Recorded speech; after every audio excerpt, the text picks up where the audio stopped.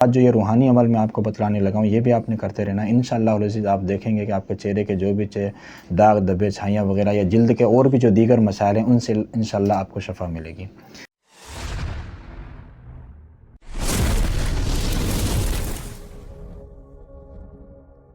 السلام علیکم ورحمۃ اللہ وبرکاتہ امید ہے کہ آپ تمام احباب خیر و عافیت سے ہوں گے، ٹھیک ٹھاک ہوں گے، آپ کا رمضان بہت اچھا گزر رہا ہوگا۔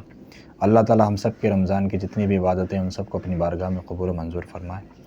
دوستو، ایک بہن نے کمنٹ کر کے سوال پوچھا تھا کہ جی میرے چہرے پر بہت زیادہ داغ دھبے اور چھائیاں وغیرہ ہیں، میں اپنے چہرے سے ان چیزوں کو کیسے دور کروں؟ دیکھیں، کوئی بھی بیماری ہو نا انسان کے جسم کے اندر، چاہے وہ جلد کی بیماری ہو یا اندرونی طور پر کوئی بیماری ہو، علاج کے دو طریقے ہیں، دو ہی طریقے ہیں۔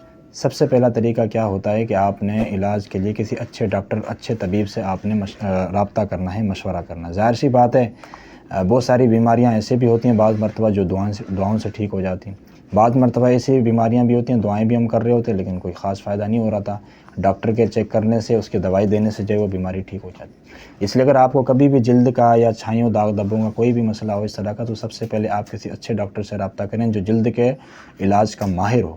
ظاہر سی بات ہے وہ آپ کو اس کا کوئی نہ کوئی حل نکال کر دے گا۔ تو پہلا کام آپ نے یہ کرنا ہے، جو سنت طریقہ بھی ہے کہ کسی ڈاکٹر سے آپ نے دوائی بھی لینی ہے، اور اس کے بعد جو یہ روحانی عمل میں آپ کو بتلانے لگا ہوں یہ بھی آپ نے کرتے رہنا انشاءاللہ العزیز۔ آپ دیکھیں گے کہ آپ کے چہرے کے جو بھی داغ دبے چھائیاں وغیرہ یا جلد کے اور بھی جو دیگر مسائل ہیں ان سے انشاءاللہ آپ کو شفا ملے گی۔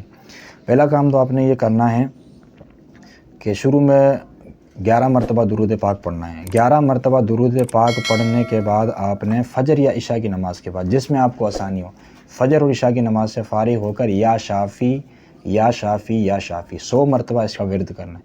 یعنی شروع میں 11 مرتبہ درود شریف پڑھنا ہے، پھر یا شافی کا 100 مرتبہ ورد کرنا ہے، پھر آخر میں 11 مرتبہ درود پاک پڑھنا ہے۔ تو یہ عمل آپ جاری رکھیں، اس کو آپ تقریباً 21 دن تک کرتے رہیں۔ 21 دن کے بعد اس کے ساتھ ساتھ یہ کہ آپ دوائی بھی لازمی استعمال کریں۔ کسی ایک چیز پر انحصار کرنا ٹھیک نہیں ہوتا کہ یا تو مکمل آپ نے دوائی پر ہی انحصار کر لیا کہ جی دوائی سے ٹھیک ہو جائے گا، مکمل ہی آپ نے اس سے دعا پر کر لیا۔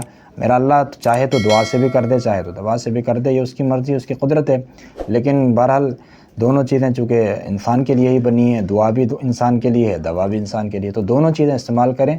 یقیناً انشاءاللہ کہیں نہ کہیں کسی نہ کسی چیز سے اللہ پاک آپ کو شفا دے دیں گے، چاہے آپ دعا سے دیں یا دوا سے دیں، یا اللہ کی مرضی اور اللہ کا اختیار ہے۔ اس لیے دونوں چیزوں کو اختیار کرنا چاہیے۔ السلام علیکم ورحمۃ اللہ وبرکاتہ۔